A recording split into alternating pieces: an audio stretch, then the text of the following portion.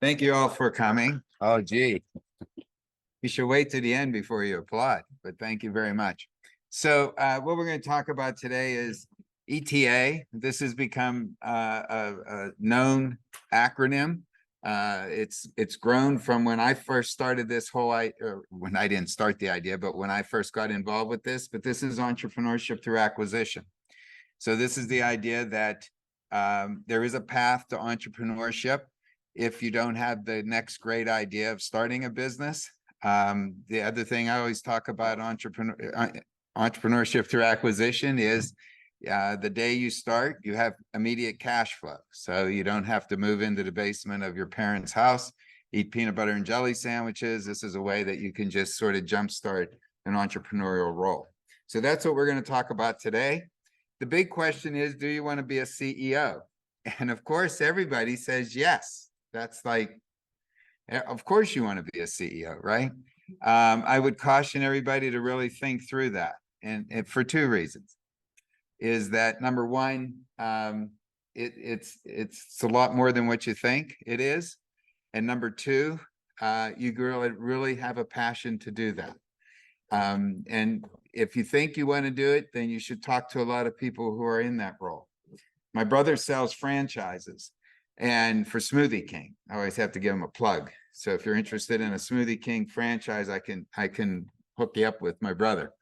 But he says when he talks to franchisees, he says to them, okay, here's your test. This week, go home to your family right now. This is Thursday. And tell them that you are not available for anything this weekend. Whatever was planned for the weekend for the family, you can't be there. And see what the reaction is, because sometimes that actually happens. It might not be a weekend, it might be during the week.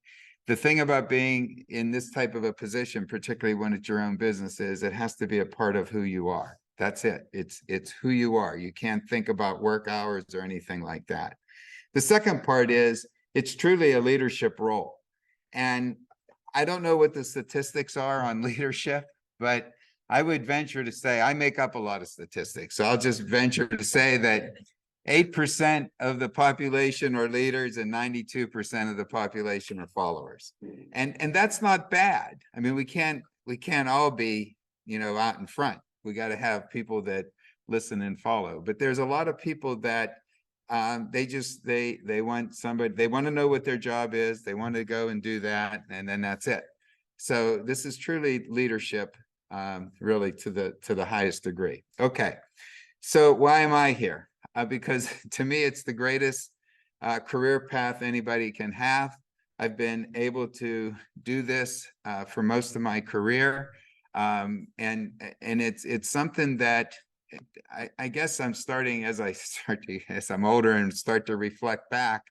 It's that burning desire to this is what you have to be. So let me give you a quick story of how this all happened to me. And I tell you this not because of what I've done. I tell you this because if this is the path you want to go, then this is how it has to be inside you.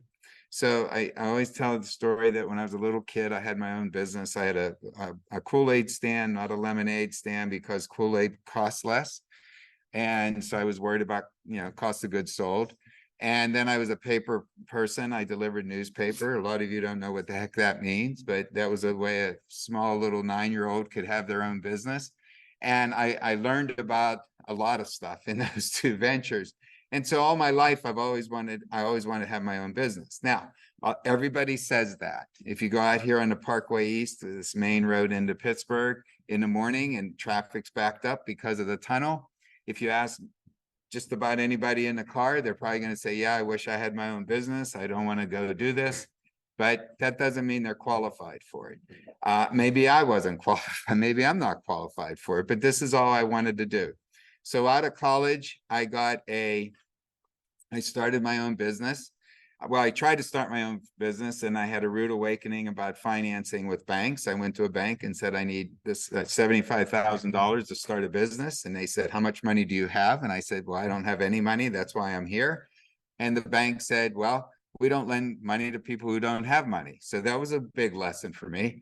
But I finally pulled it all together. I opened up a business, and it was truly a small mom and pop type business. It was my wife and I. I always say the one thing that came out of that was I ended up with a wife. So that worked. But then one day I walked into our store, and she held up the newspaper, and there was a picture of Don Jones. And I won't get into that. Person was just a wonderful, wonderful mentor, just a wonderful person, a premier entrepreneur in Pittsburgh, who had given money to start the Don Jones Center for Entrepreneurship at Carnegie Mellon. My wife said, you ought to go to this school. I ended up coming here. I got to know Don very well. Entrepreneurship classes started, and it was like, okay, the professor said, you all have to have a project. And I have no creativity at all, zero. I mean, I don't know what's going to be the next best thing. Next best thing comes along, and I say, boy, that's a stupid idea. Here's a perfect example. The Food Channel started years ago. And I said, who in the heck is going to watch people cooking all day long? Well, you know the rest of the story. So that's how creative I am and how I can buy into things. But Don said, I said, Don, I don't have a project. What do I do? He said, Len, it's very simple. Out here in Western Pennsylvania, there's lots of businesses that were started back in the 60s and 70s. I'm dating myself. And he said, find a business where the owner wants to retire. They're in their late 60s, 70s, and they don't have a succession plan. No kids are involved or anything like that. He said, buy the business, grow it. There you go. And I'm like, wow, that sounds great. I can do that. He said, yes. I thought this was like, you know, the path, and it ended up being the path. So just a quick story. I went back to my professor and I said, this is what I'm going to do. And he said, that's not entrepreneurship. And I said, do you know Don Jones? I was kind of like, maybe I shouldn't have said it, but, and I kind of said it in that tone. Do you know Don Jones? He said, of course I know Don Jones. I said, it's his idea. He said, well, I'm going to talk to Don tonight and he was a cranky guy. He said, I'm going to talk to Don tonight and talk. So he called me the next day. He said, you could do that project as long as that you really do the project. I said, you don't understand. That's why I'm here. So that's what I did. I started the project while I was here. It wasn't called TEPR. It was called the Graduate School of Industrial Administration. And I started the search. And at that time, it was a lot different than it is today. Today, ETA is an acronym that people in the entrepreneurship world know. So you all have a big jump start on what I did, and it can become easier. From that point, I did come out of here. It took me a little bit longer, but I bought a company, did that in 1998, did it again, and I sold that one, did it again in 2014, recently did it in 2021. And this year we added 2 more acquisitions. Just closed on a business last Friday that we put inside the Howe company. So this week's been a little bit of a whirlwind in getting that acclimated. Okay, so that's me. So when you look at past entrepreneurship, just very quickly, you can come up with a new venture creation, business acquisition, franchising. The nice thing about franchising is, as my brother who sells franchises says, it's being in business for yourself, but not by yourself. And there's a lot of that's nice. So if you're like, gosh, I have never done anything crazy like this before, franchising might be a route because you have a proven concept, you have a team behind you that wants you to be successful, and you could start and be in business for yourself. And then I always mention social entrepreneurship. I only do this because social entrepreneurship doesn't get a lot of press. But, you know, I'm going to call out my good friend Leah here, who ran a social entrepreneurship venture recently called, and I hope I get this right, 412 Rescue. And look it up, you'll see all about her. But that's something that is, you know, you do more than just in it to make a lot of money, okay? So what you have to think of, these types of things is, what's the appeal to you? You know, it's your background, look at your skill set, what are your likes and dislikes? That's why, to me, franchising always is an opportunity, because it's something that gives you an opportunity to jump into a business. Now, it's generally a startup, but sometimes you can buy one that's already existing. And we'll talk a little bit more about that. Okay. Basically, business acquisition is a small private equity deal. Anybody who knows what private equity is? You know, the steps are very simple. You raise some money, usually it's debt, in equity investments. You identify some target companies that you want to pursue. You narrow your search, you perform due diligence on the target, negotiate a deal and close. It's just that easy. Well, that's very hard to do all of that stuff. And part of this whole process in anything, whether you're doing your own startup, whether you're getting into a franchise, or whether you're looking for a company to buy, one of the things that comes out very, very clear that you have to have is a lot of grit. You have to have a lot of, I'm staying with this. I recently talked to a former student of mine who is searching for a business to buy. He's been doing this for 1 year, and he has hit the nadir of the bottom, as all searchers do. He called me and he says, I can't do this anymore. I'm tired. I'm not making any progress. I've sent out LOIs. Things didn't work out. He's going on and on and on. And I said, you know what? You sound just like everybody else at this point. Just hang in there and keep going forward. There's a famous quote by Winston Churchill, who said, if you're going through hell, keep going. Okay, that's how you get to the other side. Okay, so it is a lot of hard work, but the great thing about having your own business and being the CEO, being the leader, is that it combines a lot of fun skill sets. Strategy, to where are you taking this thing? Finance, negotiations, operations. You really got to learn a little bit of everything. Notice I said a little bit of everything, because one of the things that's important is that you build a great team, but we'll get into that in another class or another connects. Here's the good about business acquisition. The good is that, as I mentioned earlier, you immediately have cash flow. So if you do a startup, you could get, which I did a startup. I did another startup recently down in Oakland. When you do those kinds of startups, you start day one, there's no money coming in. Okay, so you got to build up so your cash flow, and you hear these things about, it takes a couple of years till you're profitable, or it may take a year, et cetera, et cetera. The nice thing about you buy a business is that day one, you probably have sold something. So to give an example, real life is, we closed on a company here locally called O'Neill Coffee.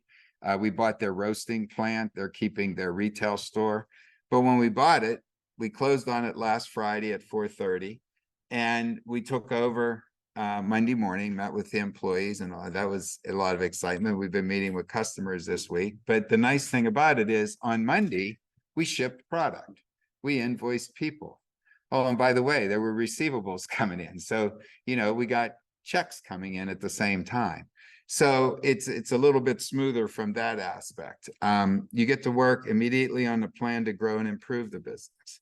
One of the things about, the great thing, I should say, about doing an acquisition, particularly from an owner who is at the point where they want to retire, they haven't really probably done a whole lot in the business.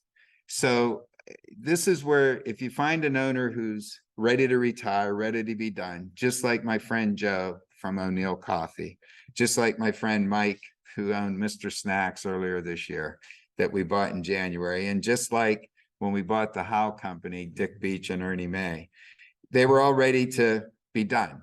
So what ends up happening is a couple of things. Number one, they probably haven't been doing a whole lot in the business.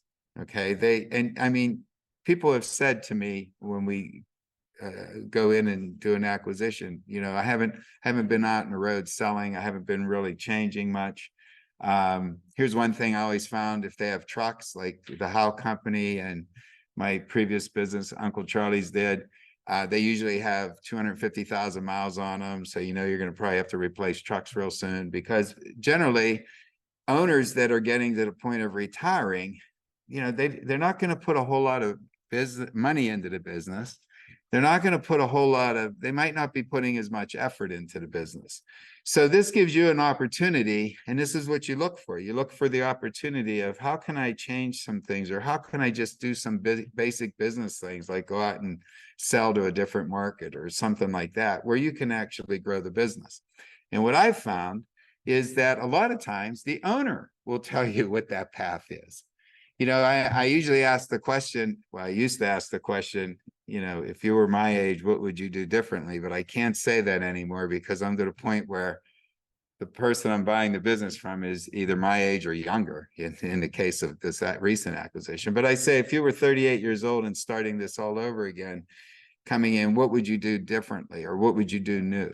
And a lot of times the owners will tell you, they'll say, oh, I would do this, I would do that, I would do that. So, and, you know, people always say, well, why don't they do it? So they just don't want to. I mean, they're, you know, they're kind of getting to that point of ready to retire. Maybe they're taking, you know, a nice chunk of money out of the business and they figure, well, rather than put it back into the business to buy a bunch of new trucks, I'll just keep that for myself. So there's all these reasons, but a lot of times the actual person who's there can help you with what are the things you can do to improve the business. The exciting things is that there are thousands of companies that are available. That doesn't mean they're all good companies that are available. That doesn't mean those are all the ones you want, but you can find things. I read an article, this is a little dated from about 2 or 3 years ago, but it's probably even higher.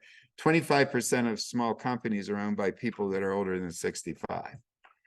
And so there is an opportunity out there. These businesses do exist. And in addition to people that are over 65 thinking about retire, you know, I guess I would say, unfortunately, sometimes people get in a position where they need to sell the business for some life-changing event. A lot of times that could be, you know, a health concern, a divorce, things like that. A friend of mine just got contacted because he has a business. I don't know if I can get this right, through his wife's cousin or something like that. There was a business where the owner just died. I mean, the person was 70 years old and I don't know what the reason was, maybe a heart attack or something like that, but just died. And then the family's like, well, what do we do? And so that business became available. So, and I'm certainly, I mean, don't go reading obituaries or anything like that, but or then maybe you could, but you know, there's other ways to find it. Okay. So really there is something that is available out there for you. And the other thing is that here's one thing you have to remember. You don't necessarily have to look at industries that you know or that you're interested in. Well, you can look at ones you're interested in, that might make you excited. But here's the thing, once you start a search, you're going to find businesses that are available that you never thought existed. So the first business that I bought coming out of Carnegie Mellon was a company called General Cylinder. This was a company that refurbished propane cylinders. Now, I grew up in the suburbs of Pittsburgh. We had natural gas come into our house. I didn't know that people had giant propane cylinders at their house to heat their homes, to cook with, and all of that stuff. I learned that. And so this business was available. There's another one, a friend of mine, she's a banker, and she tells me about this company that does dairy cattle hoof maintenance. I didn't know that dairy cattle needed manicures, but apparently there's something about when they walk, when they're full, that you got to help make sure they don't fall over or something like that, or you got to make sure their hooves are clean or something. I don't know, but you end up finding that there's these businesses that all exist out there that you can't even dream that exist, that might be available. So, you know, propane refurbishing, I didn't know anything about it, bought that. It was a lot of fun to learn about this whole industry that exists. And so I talk about, you know, you don't have to know an industry. You can learn an industry fast. I recently actually counted how many industries I've been in. I think there's 11. And, you know, back when I had my paper route and all that, most of this stuff I didn't know even existed, other than maybe my sporting goods business. But I was able to go into these. You know, you have, again, going back to the earlier part, in addition to cash flow, you generally have people that work there. You should have people that work there. They know a lot about it. You could talk to the owner about hanging around as a consultant for a little bit of time to help you learn the industry. One of the best ways to learn is every industry has a trade group. So I immediately joined, you know, the National Propane Gas Association, the North American Meat Institute. I'm now a member of the National Confectionery Association, as well as the National Coffee Association, which is a little confusing because both of them are the NCA.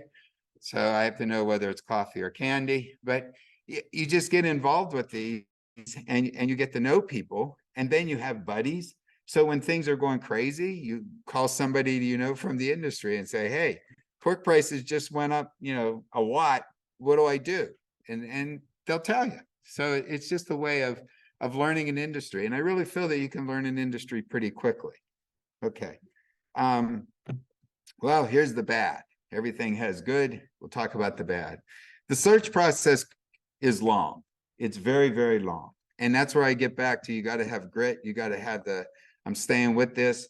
And if I go way back to the first slide, talking about being a CEO, it's got to be a burning desire. It's like when I found out about this whole idea of entrepreneurship through acquisition, there was nothing else I could do. I mean, it's just nothing else. When I figured this out and Dawn Jones told me about it, I was like, well, I can't do anything else. I have to do this. And it took me a long time the first time. It took me 3.5 years to get the first company. So that, I mean, these things take long, but it's just, to me, there's nothing else better. Okay. There are thousands of targets out there, but there's probably only dozens of good targets. So you got to be very, very careful. People always, in the search process, or people will say to me, hey, this company's available. Are you interested? I always say yes, because you never know what you're going to find. It could be, dairy cattle hoof maintenance, or it could be something else. So I always say yes. So I've looked at an awful lot of businesses. No, they don't always necessarily fit. They don't always necessarily are the right deal. A lot of times businesses are for sale because, they're not worth much. Okay. And so you got to be careful of that.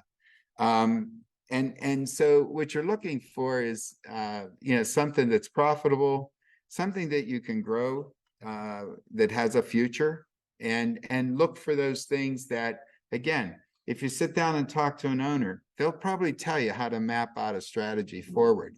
It happened to me when we bought McKnight Cylinder. I talked to the owner, and I won't go into painful detail because I'm capable of doing that. Painful detail, if anybody's in my class in here knows that. But, the way he was going to market was just not right. And I said, well, why don't you go to market the way you're telling me? He says, I'm not comfortable doing that. I just don't want to. And I'm like, well, okay. Well, I took his advice, and that's what we did. And that's how we grew the company. I mean, we grew revenues like 3 times off his advice. So these things are out there. The one thing is that the good deals come and go very quickly. So success depends on somewhat of your relationship with sources, as well as being able to move on something rather quickly. So part of that is, being set with being able to go in, do due diligence on the company, and also having some investors lined up. Okay, so why do it? Well, there's so many reasons. I put a few here. You get the lead. Not only do you get the lead, and this is what I really like. I'm betting on myself. Okay. And, you can have, stocks and bonds and all that, and you can bet on other people. But I really like the fact that I'm betting on myself, because I trust me the most. But at the same time, you get to lead the organization. So if you currently work somewhere, I'm sure in a large organization, you hear this all the time. If you don't work in a large organization, you probably hear this from friends of yours that work in a large organization.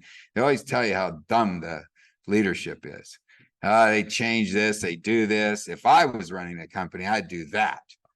Well, this gives you a chance to do that. It gives you a chance to say, I'm running a company. I'm going to go on, my ideas and move forward with that. So you're basically in complete control of where you're going. There's a lot of independence, and I use this word as going back to the leaders versus followers. And by the way, there's nothing wrong with being a follower. I'm just kind of breaking this out. But most people like rules and structures, and you'll see this when you interview somebody, and they'll say, okay, what's my job description? It's like, well, first time that happened to me, I said, well, I don't have a job description. I have to, I guess, think it up. You're going to kind of do this and kind of do that. But a lot of people like to know exactly what the expectations are and what they do. That's fine. And those are good workers.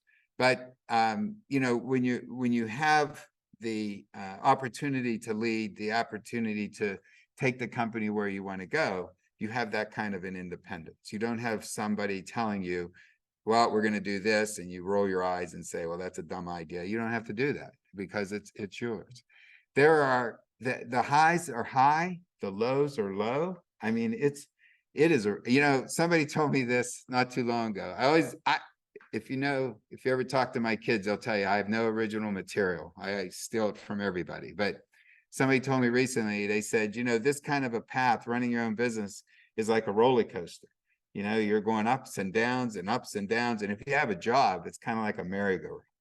So if you're like a thrill seeker, then there's my analogy. There is a direct reward. You come up with an idea, you're going to go down a certain path, and then it happens. And it's like a direct reward. But I will also tell you, one time we were looking at this manufacturing process, and for 6 months, we talked about this new manufacturing way we were going to do things. And so it came that one day, it was 7 o'clock in the morning, we were going to start. This was at McKnight Cylinder. We went out and told everybody, this is how we're doing it. We had been planning and all that. It's okay, we're cutting over. By noon that day, I looked at the operations guy and he looked at me and we said, boy, that was a dumb idea. We changed everything back to the old way. I mean, but we had that flexibility. And the other thing is, I didn't have an ego in it, which is real critical when you're running a company, not to have an ego in it. Just to say, boy, that was dumb. I even told all the employees, I said, that was a stupid idea on my part. We're going back to the old way. A couple of them say, yeah, we told you that. Okay. So it becomes, and it's different than satisfying a boss. It's rewarding to you. And it's very, very hard to explain that that kind of a relationship you end up having really with yourself, is that it becomes rewarding to you. Learning, it's endless learning. And I have to say, it's the greatest part about this is you get to, even as old as I am, it's like it's still learning every day. And to me, that's like a thrilling thing to do. You learn about industries that never existed. Here's one thing that I would tell you, not only in this type of business or in running your own company, but also any type of work you have, use intuition.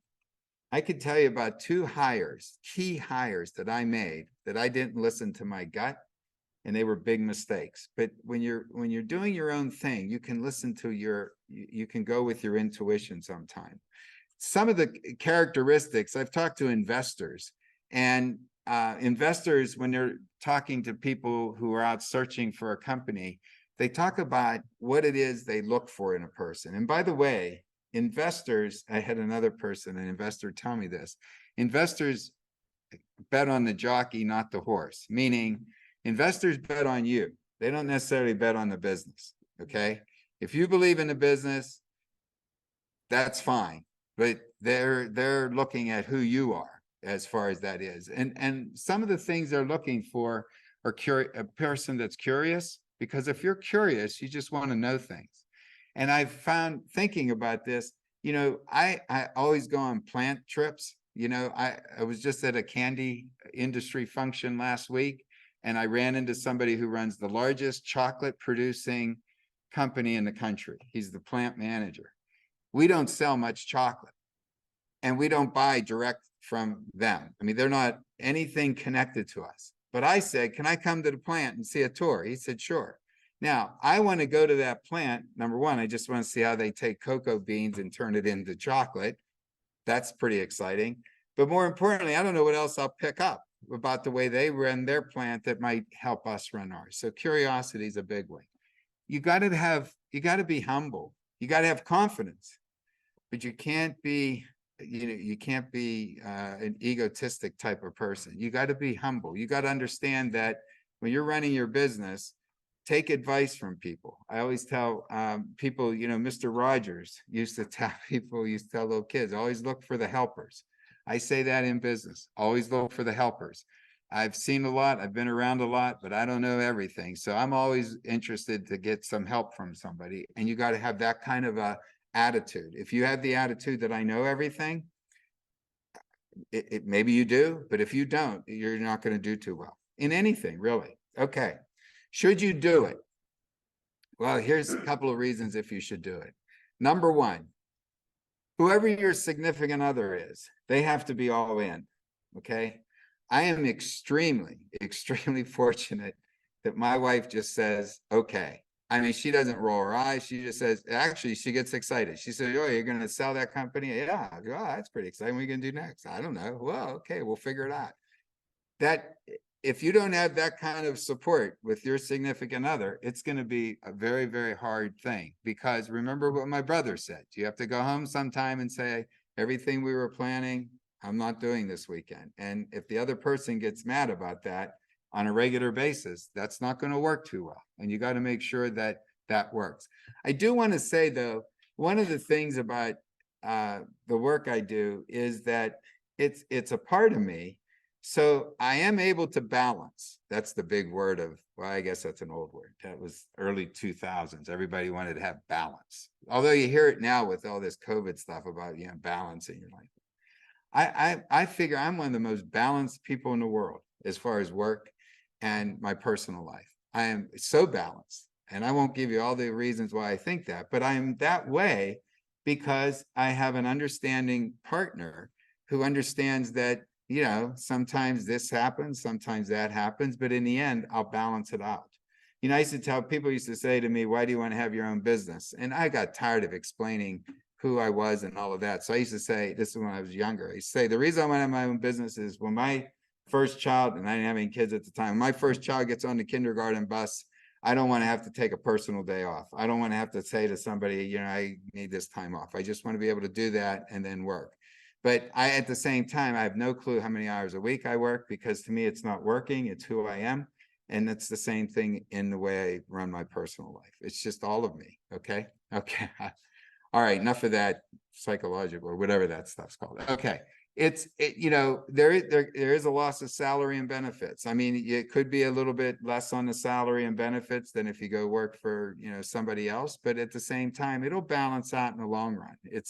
By the way, the upside on owning your own business is way better than just contributing to a 401k. You got to think about, do you want to be part of a big brand, or do you want to be CEO and owner? If you're part of a big brand, that's pretty exciting. You get to say, well, I'm part of, pick a company, Pepsi, or something like that. Everybody goes, oh, I know Pepsi, and that's really great. Are you comfortable saying, I'm CEO of McKnight Cylinder, I'm CEO of the George J. Howe Company? Who are they? This is the one we always get. We have a candy, nuts, and coffee business up in Grove City, Pennsylvania. For any of you from around here, the first question I get is, are you in the outlets? It's like, no, we're not in the outlets. We're downtown in a much bigger business. So, but it gives you this level and peer group that's totally different. Okay. Look, the next thing is, should you do it? You can do it. I have to tell you, I don't know any of your backgrounds, but I'm just looking at who you are and why you're here. If you're from Carnegie Mellon, you can do this. I mean, I have come across business owners, and this is by no means, I'm not, saying anything that's wrong. I know people that have been very, very successful in business that most of you are probably a lot smarter than. It's just, you just got to be able to figure things out. You got to have common sense. You got to have the grit to work through things, and you can do it. And as far as everybody says, well, about industries, I told you about that. You do lose colleagues.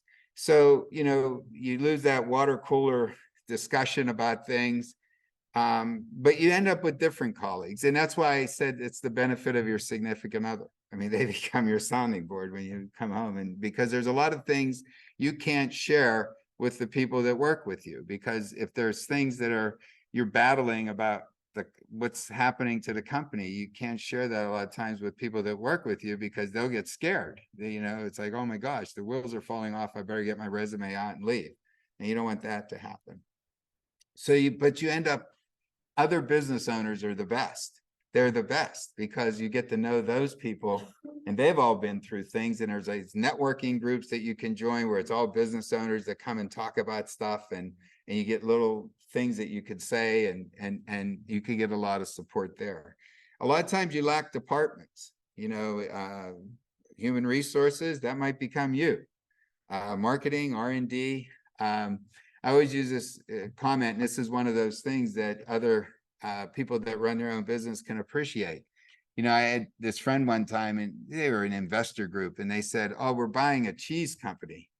This comment sometimes it gets me in trouble with my audience, but I say it anyways, okay? So they said they were going to buy this cheese company, $10 million in revenue, family business, been around for a long time. And I said, great, who's going to run it? And they said, oh, we're so lucky. We're getting somebody from Heinz, vice president of Heinz or something like that. You all have heard of Heinz, the ketchup people and all that. And I said, that's great. I said, the next time you talk to this person, ask them if they ever had to make payroll. Now, if you say that to small business owners, it's just, honest to goodness, this just happened to me this morning at breakfast, and we both laughed about making payroll. When you work for a large company, you don't think about making payroll. You just do your job. Treasury or finance, they handle making payroll. But when you're running your own business and it's Tuesday and you have $45,000 in your checking account, and Thursday night, ADP is pulling $75,000 out for payroll on Friday, you got a lot to think about in the next 48 hours. But these are some of the struggles that you have, but it doesn't necessarily fall on you. You got to be prepared for that. You do get to use intuition. You got to be decisive. You know, you don't want to make quick decisions, but sometimes you can't get all the information.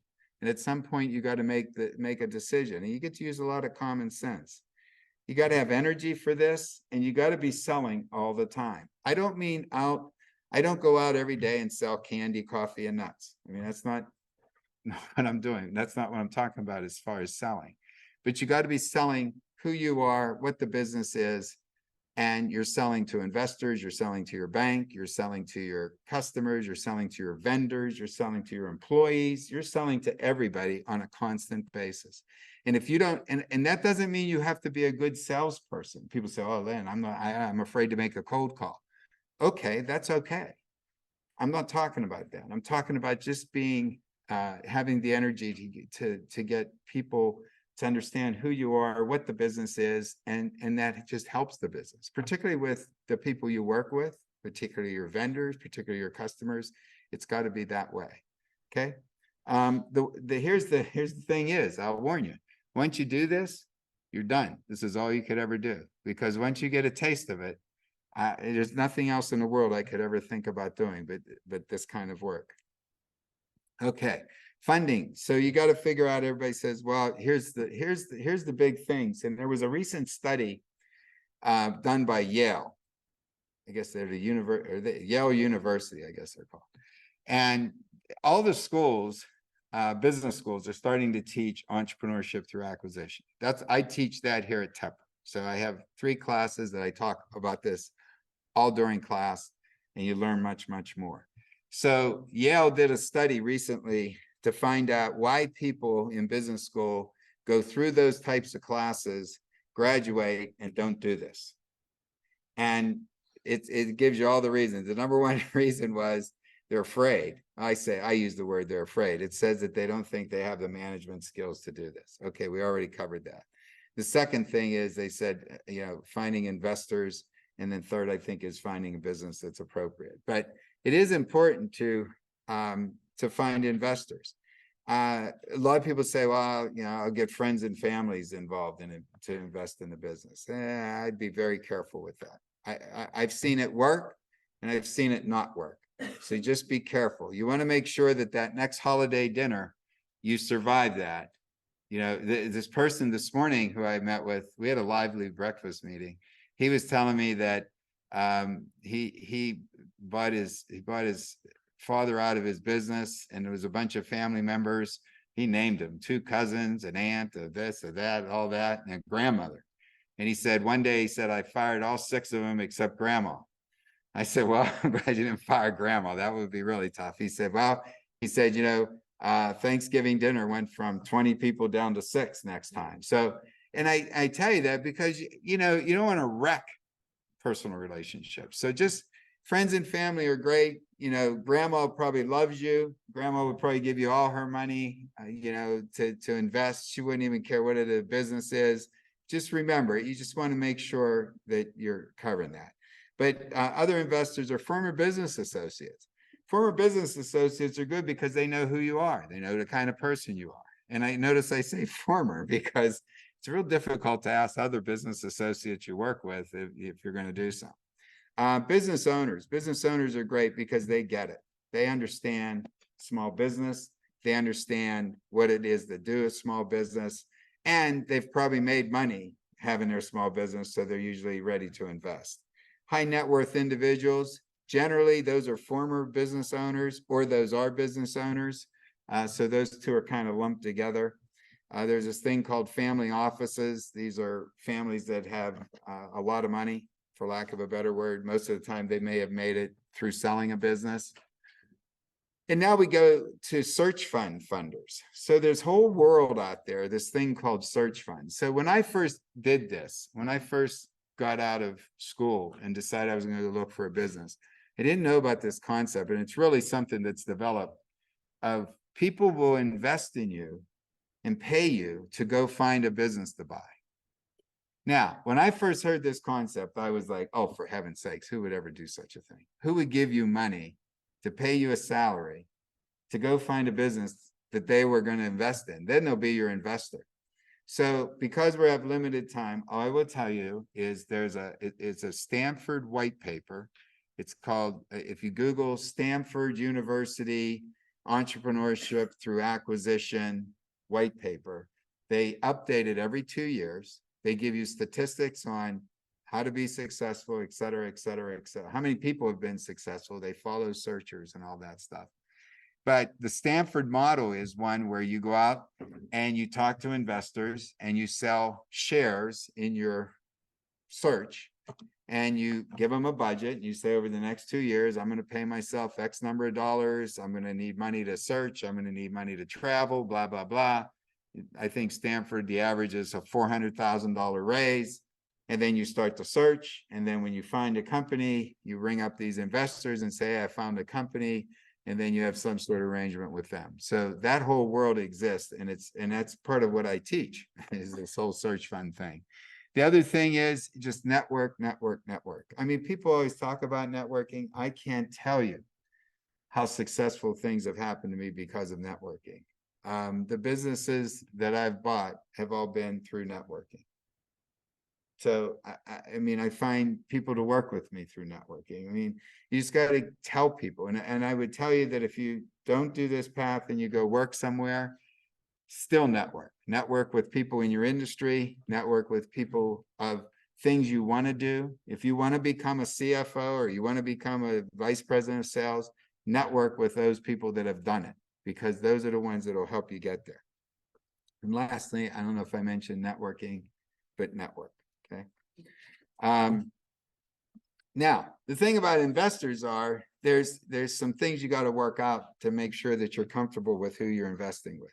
Can you work with them? That's important. Okay. And what do they bring besides cash? They become a sounding board. They can give you introductions to banks, other investors.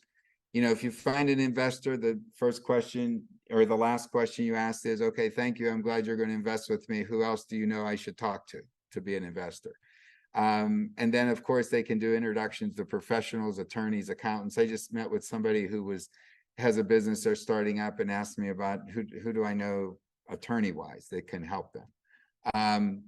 The other thing is they could bring you sellers. I mean, they know people that might be selling a business. They offer a lot of support. Generally, they could be part of the board of directors, and they really help early on in running the company. I mean, so much has come from people that have helped me that were investors just because they don't know everything. Those are the helpers. Okay. So how do you do a search? This is always a big question. How do I find these companies? There's investment bankers. These are people that are out marketing businesses. There's professional business brokers. Talking to, now those are ones that are businesses that are out there and you're going to compete with other buyers. But there's also professional CPAs, professional accountants, financial planners, attorneys. These are people that have clients who may know that their client is thinking about retiring. Direct contact is great. Just ring some people up, send them a letter, say, I don't do the direct approach of, hey, can I buy your business? I would never do that. I always do something like, hey, you're a successful business owner. I'm looking to network with some successful business owners to help me find a business that might be available for sale. A lot of times those people say, hey, I'm available, or I'd be interested. It's kind of that soft approach. And I didn't dream that up. That came from somebody told me a long time ago. That's how you hunt for a job. You don't just ask somebody for a job. You call somebody and say, hey, I'm looking around, you know, anybody? And that's how I got an operations manager who's with me in my third company, Phil. You know, we were looking for a maintenance person, and I called him up, and he had done some third party work for us, and I thought he would be great working with us. So I called him up and said, hey, Phil, you know, you're in this industry, you know anybody looking for a maintenance job? And he said, I might be interested. That's just a sidebar to tell you that this kind of stuff works. You want to come up with generally a thesis. A thesis is you can't go out and find everything. You know, you don't know that cylinder refurbishing exists. You don't know that dairy cattle hoof maintenance exists. You don't know that. So you got to start somewhere. You can't just broad stroke everything. So you narrow it down to a couple of different industries. And then you go into those and you start to talk to people in those industries, and it can take you somewhere else. Okay. So just real quick, the cylinder reconditioning. I wanted to find a company that bend and welded metal, you know, light manufacturing. Talked to these guys. They were great friends of mine for all these years. They owned a movable ladder company, those giant ladders you see in Lowe's and places like that. They manufactured those. Through them, I got connected to cylinder reconditioning. Okay. Okay. That's it. I wanted to make sure we had some time left for questions. If you have any, certainly anybody on Zoom can also ask questions, but anything that I covered that you want to go a little bit more on? Yes. This morning I got off the phone with a particular, I guess, they are calling themselves a fund of searchers. A fund of searchers. Okay. Have you heard about that? And perhaps maybe know a little bit how that works. Well, you know, this whole idea of searching has become an institution. You know, it's, you know, there are groups out there that I just had in my class last Monday night, a group called Search Fund Accelerators. I mean, this is a company that has raised money that hires you like an employee, but they hire you to go search for a company that you're going to be the CEO of. So things have grown like that. So I wouldn't be surprised that there are funds out there that look to fund those types of groups. So I would, you know, ask a lot of questions on something like that. But yeah, I mean, this is something that's grown. There are, you know, entrepreneurship through acquisition. There are conferences all the time now. There's one coming up November 1st. It was one of the first groups to do it. The Kellogg School at Northwestern got together with the Booth School at Chicago, University of Chicago. And every year they put on an ETA conference. And so I heard about it. I know the people that started it. And I went to one just to find out, is this thing legit? What's it like? There were 77 investors there. 77, this was 5 years ago. 77 investors there who are there to find people that they can give money to go search for a company, to raise a search fund. So recently, one of my students went down to the Southeast, which was the University of Virginia, North Carolina, Georgetown, somebody else. Harvard has one, I think, in December. So these things exist. So once you get into this kind of industry, for lack of a better word, this entrepreneurship through acquisition, it has grown tremendously. And there are people out there that are funding searches. I have a couple of investor groups. That's all they do is fund search people. So it's out there. Yes. Can you talk a little bit more about thesis? So when you say thesis, are you saying more geographic thesis, industry, financial metrics on buying? Sure. Yeah, sure. That's a great question, because you know, when people say it's a great question, it usually means they're trying to figure out how to answer it. I know how to answer this one. And I'm glad you brought it up, because to go a little bit deeper. So what you want to do is figure out what you want to do and where you want to be. You brought up geography. That's a good one. When I was doing my search, I said 100-mile radius of Pittsburgh. This was, you know, a long time ago. So if you're going to do a geographical search, then you got to be wide open to all types of industries. Now, you could say, I'm going to search for certain industries, and then you could, go across the country because you're looking for industry. So yeah, that helps narrow where you're going to be and how to do your energy, where to put your energy. It's hard to just say, well, anywhere in the world in any industry. Well, how do you start? If you're going to start contacting owners, you got to narrow it down. So what I usually do in one of my classes, I say, get 3 industries you think you might want to pursue. And if you read the Stanford white paper, and there's a book written by a couple of guys from Harvard who wrote this book about how to do it. They have these qualifications, reoccurring revenue, fragmented industry, blah, blah, blah. And then you got to figure out what is that, so this is the hot buzz one. Everybody wants a HVAC company or an elevator maintenance company or a something like that company. And I always say, well, that's great. And so does everybody. If you read the book and you read the white paper, then everybody's focused on the same thing. Try and focus on something that's outside that. You might be a little bit more successful. But yeah, you want to kind of get that. What size company? So you want to, depending on how much money you can raise, it becomes a part of it. If you raise a lot of money, can you go after a $50 million company? Maybe, maybe not. Of course, then you're fighting private equity. You just got to understand what size, you're going to be able to afford, let's say, and not just you afford, but you and investors. Okay. Yes. Issues with employees not being like okay with the acquisition. Oh my gosh. What do you think I've been doing all week? Jeez. That's the biggest issue is employees. When you do the acquisition here, let's be very clear. Nobody likes change. Okay. You just bought the company, your change. Therefore, nobody likes you. That's the transitive property of change. Okay. So you walk in, everybody has watched all the movies. Everybody's read the magazines. They all read about these people that come in, buy companies, sell off all the assets, fire everybody, mean to everybody, cut their salaries in half. I mean, that's what everybody thinks. So Monday, we met with the employees of this company we just bought. And I know I've walked into this a million times and they all go, oh, first of all, they're shocked because they generally don't know it's coming. So they come to work Monday morning at 7 o'clock and first thing is a, employee meeting. Oh, what's up? And here's this new person shows up and they say, I just sold the company to Len. And they're all like, oh my gosh. Now, these are usually small companies. So the owners know the people, they know their families. There's a history, all of this stuff. And now here's the new person. Okay. And then, right away I could tell, one person was on their phone. I think they were Googling me. So it's always exciting in these days, but everybody is freaked. There is no doubt about it. And they always think negative. So your mission day one is meeting with the employees. So what happened was the plant manager, who is very key to this operations,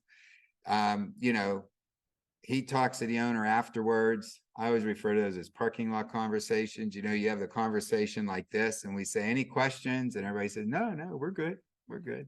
And then you leave and you notice like 3 people standing in a parking lot talking amongst themselves. They're trash talking you like crazy. So I wanted to text him and say we should meet. Well, he texts me. I have some concerns. Can we meet tomorrow? And I talked to this guy for 2 hours. And I mean, finally, here was his big question. He said, I've talked to all the employees. We're nervous. I said, what are you nervous about? We're all going to lose our job. I said, so we went back and forth. Finally, I said to him, what's really funny about this conversation? You got together over here with all your people and you're all worried you're going to lose your job. I said, I've got together over here with all my management people and we're worried about who might leave. I said, so let's just all forget about what we're worrying about and let's just move forward together. But yes, absolutely. That is the biggest issue. Customers are a lot easier. I've been meeting with customers. That's who I met with this morning for breakfast, one of the customers. He's like, okay, keeping everything the same. Yep. Okay, good. But employees, absolutely. Anything else? Yes. What does an acquisition mean on the cap table? Does it usually entail buying the entire company or just the majority? How do you structure that? Well, first of all, it depends on what the acquisition is. If we're buying a company, then we want to buy it. We don't want, some people let the owners keep equity. I don't want the previous owner around. I'll take them, then I know people that'll have the owner stick around for 2 years. I don't do that either. I mean, some people make that work. I think I sign a contract and say, for the next 30 days, you're gonna help us in transition, and that's it. Now, and then depending on the way you buy the business. So the Howe company, we bought stock, so that's a whole different way. We did Mr. Snacks acquisition, that was stock. This one was an asset purchase because we were buying a part of the business. And then we'll roll it into Howe. Does that answer your question? Okay, yeah, question.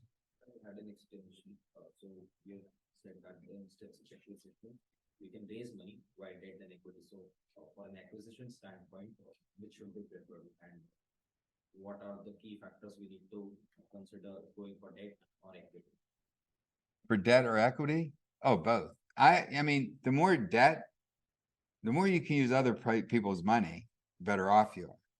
Walt Disney, I had a very great mentor in undergraduate college. I love this guy. He was my first investor. He had a plaque up on his wall that was by Walt Disney that said, it doesn't matter how much money you have, it's how much you can borrow. Yeah, I mean, it's got to work though. I mean, you got to make sure you can afford the debt. But yeah, we put debt on it and then use as little as our money as possible. But banks will keep you honest. They'll want you to put some of your money in too. So that answer your question? Okay, yes. Maybe this only applies to like the typical search fund model, but is there a typical timeline once you purchase when you're looking to say after X number of years, I've made all the improvements I came in, now I'll look to my next to exit or to move to the next thing? Do people stay a long time? What does that usually look like? It's all different. There's none of this is, people always ask me, you bought this, how long are you going to keep it? Forever. I don't know. I mean, first of all, I'm an operator. I'm not an investor. I mean, and my business partner is the same way. We're operators. We don't go in and just say, well, okay, here's the keys and we'll get financial statements every quarter. I mean, I'm in it every day. So I'm an operator. And I don't run the business thinking, well, in 5 years, we're going to sell it, or not at all. If you go with that kind of attitude, you're going to make some mistakes. You got to run it every day and be the best you can with the intent that you're just going to grow this business. You're going to have it for the next 40 years. That's the best way to approach it. If something else happens, somebody shows up with a lot of money, which has happened to us, and say, we want to buy it, great. If you get to the point where, honest to goodness, sometimes you get tired of things. It's not, I mean, you're working. I don't mean tired, physically tired. I mean, it's like, and maybe this is part of the kind of people that are like this. And even my friends are like this. It's like, after a while, it's like, well, we had all this rush of energy building it. Now it's kind of like going, and it's like, can we put the rush of energy in it? If not, let's go find something else and do. So there's too many factors involved in doing that, but I would never say, pick a date. Date's not the last thing you want to do. Yes, you have a question. So, in the beginning, you had one company, right? And now you have multiple. So are you still the same? Are you CEO of these companies? Yeah. So what we did, that's a very good question. Now let me think of an answer. No, I have the answer. No, these are in the VC or the private equity world, they're called bolt-on acquisitions. Basically, that means is we have the Howe company, okay, and we do candy, coffee, and nuts. Now, one way to grow, which we're working on, is to sell more. Go out and sell more candy, coffee, and nuts, and we've been doing that, and it's been growing. But then you can also go buy another company, a smaller company, and put it inside. So in January, and here's the other thing, Leah, is people, once we bought this, these two acquisitions came to us. So I got a call from Mike Stern, and he said, I got this company called Mr. Snacks. I'm 70 years old. My brother's 77. We want to sell it. COVID beat the heck out of us. You bought the Howe company. We think it would fit. I always say, sure, let's talk. So we talked, and I found out it did fit because it took our nut business up, number one. Number two, it was a different channel for marketing. We're primarily in grocery stores. They were in smaller, like gift shops, convenience stores, things like that. So it was like, wow, we could take these products, and there's synergies then. You know, we could take more of our products and send it into their type of customer base. So it worked, and they were smaller. The coffee business, same thing. So O'Neill Coffee, Joe called me and he said, hey, you bought, and there was a relationship between the two companies before. He said, would you be interested in our roasting business? You roast?